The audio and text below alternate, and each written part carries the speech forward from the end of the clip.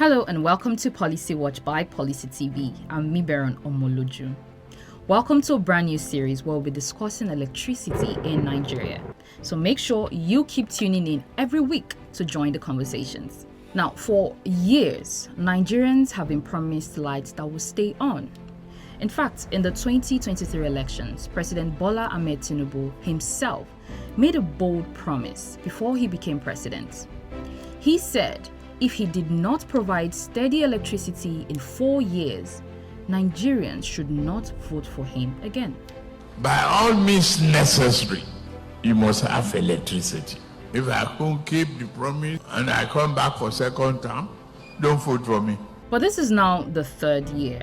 Elections are gradually approaching again. So, can Nigeria really boast of 24/7 electricity today? The reality most Nigerians live with is still far from constant power.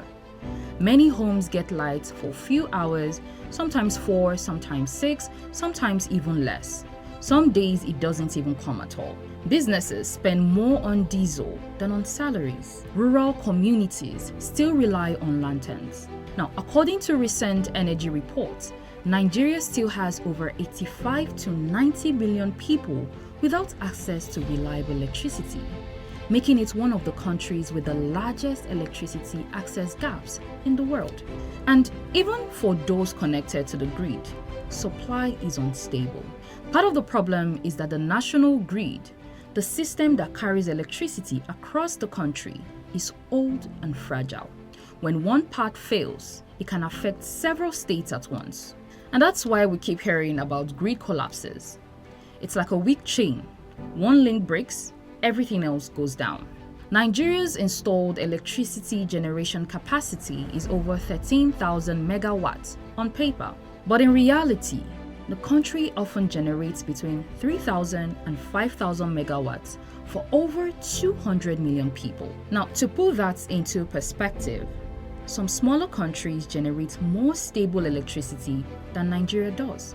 There are also gas supply problems. Most of Nigeria's power plants run on gas. But when gas supply is disrupted or debts pile up between power companies, generation drops. But there's another development that caught many Nigerians' attention recently. Sometime in February, the Aso Rock presidential villa announced plans to move away from the national grid and rely on solar power. Officials explained that the villa's electricity bill, reportedly around 47 billion naira yearly, was too high, and that switching to solar would reduce costs and improve efficiency. I mean, that sounds like the responsible thing to do, you might think. But Nigerians are asking this: if the seat of power can no longer depend on the national grid, what message does that send to the rest of the country? How can leaders fully feel the daily frustration of ordinary Nigerians when they are no longer connected to the same struggling system? It begins to feel like everyone is on their own. If you can afford solar, you install it. If you can afford an inverter, you buy one. If you can afford diesel, you run your generator. And if you can't afford any of those, you simply endure. That is the real situation on ground. So, is 24/7 electricity a myth? Right now, yes, in practical terms. Now, Nigeria has the potential. We have gas reserves, we have sunlight, we have manpower. But the system that connects generation to homes, transmission infrastructure, distribution efficiency, financial discipline is still weak. Now, instead of just complaining, let's talk about one solid step that can move Nigeria toward constant electricity, which is a full decentralization of power generation to states with enforcement. The 2023 Electricity Act already allows states to generate, transmit, and distribute electricity independently of the national grid. That is a big shift, but implementation is slow. If states aggressively build and manage their own mini-grids, embedded generation systems, and state-level power markets, pressure on the national grid reduces immediately. Imagine Lagos fully powering Lagos, Kano powering Kano, rivers powering rivers. Instead of waiting for one fragile national grid to carry the burden of 200 million people, power generation becomes closer to the people it serves. Now, this is not theory. States like Lagos and others have already begun steps towards independent power project.